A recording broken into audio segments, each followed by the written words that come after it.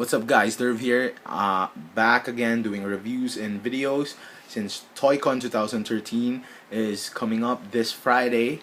It's going to be from Friday to Sunday at the Mega Trade Hall at SM Mega Mall in Ortigas here in the Philippines.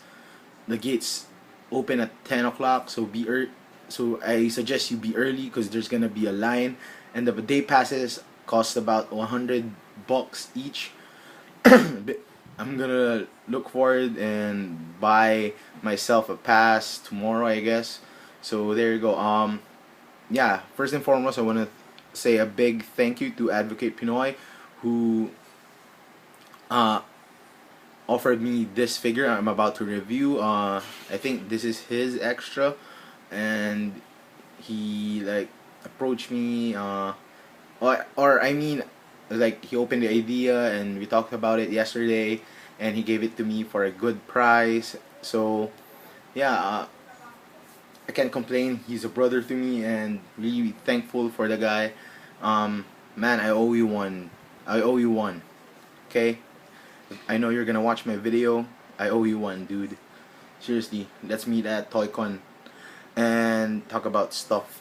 So there you go.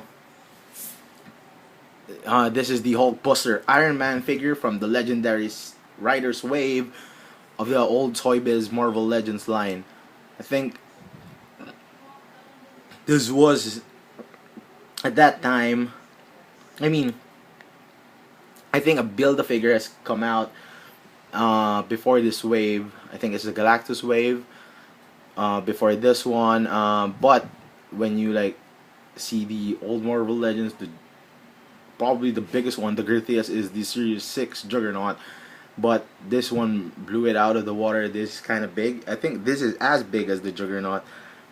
So yeah, this figure, coming from the legendary Riders Wave, comes with something to ride on, and it's a glider. See, it's painted gold, and it has those scratches. I'm not sure if they are scratches or paint detail. But you can see it in the camera. It kind of looks like the marbleized plastic that Hasbro used in the Iron Man Legends that came out recently. You can see the black details here, and the, I don't know, like the Iron Man insignia, like his arc reactor here, the red one, and it's lifted, it's sculpted, not just painted. You can see here there's a dent sculpted before they painted this one. I think it's an exhaust, and you can see the turbine at the back. Sadly, it has no paint here. It would have been better if it was painted red.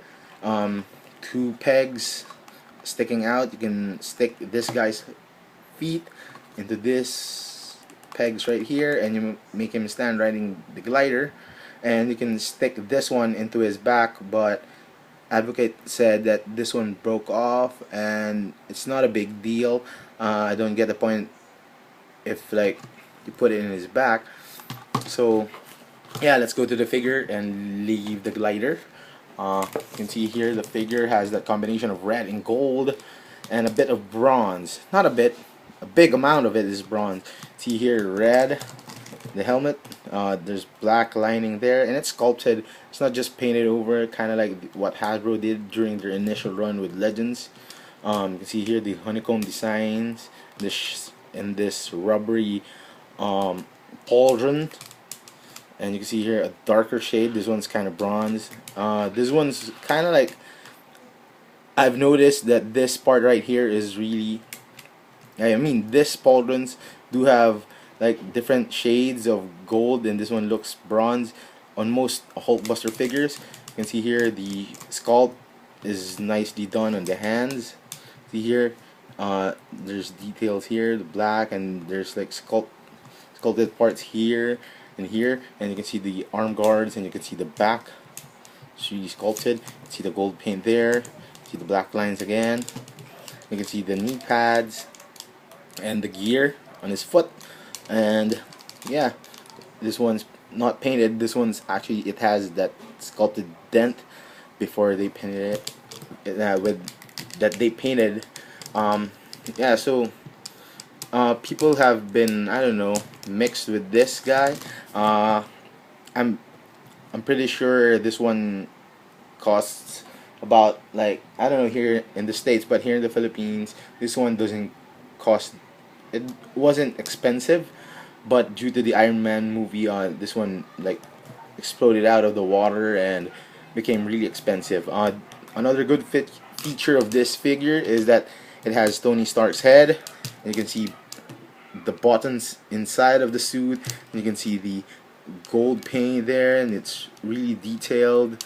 It's like he's really in the suit. But the only problem I have is that this plastic right here has a different shade than the skin in the face. I think this one is a different plastic altogether, and you might really know that because this one's in a joint. See there, and it's articulated. His head can move up, down, left, and right very well. And let's move on to the articulation. Let's flap this one down. This one's, the pauldrons are rubbery, so it doesn't hinder the articulation. You can move the shoulders out, forward and back, bicep swivel, single jointed elbows. His wrists can turn sideways and up and down, and he has finger articulation in the thumb, the index, the middle and the ring finger are joined together, and the pinky. And he also has an ab crunch that makes him go forward this much, back this much, twerk it side to side a bit, and turn side to side very well. And he has the waist articulation, ball jointed thighs, make him go out, forward this much, and back not that much, thigh swivel, double jointed knees, no calf rotation, but the ankles can move down. I mean, the joints in this one are really stiff down, and it has that ankle pivot and toe articulation. So to compare the size of this figure, this one's a massive figure, and first and foremost we need to like compare it to Hulk. Here's the Disney exclusive Hulk.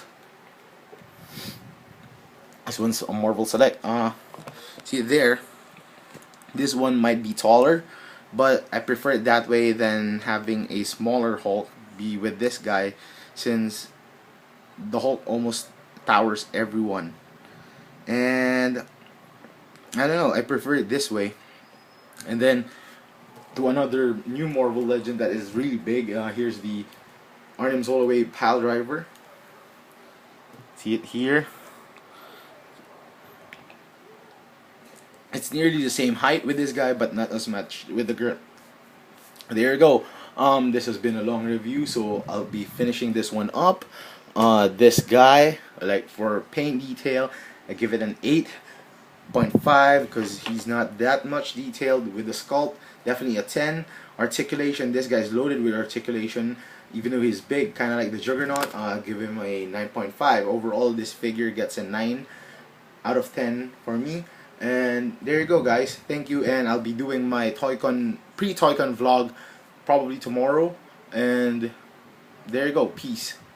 And please subscribe to my channel, okay? Guys.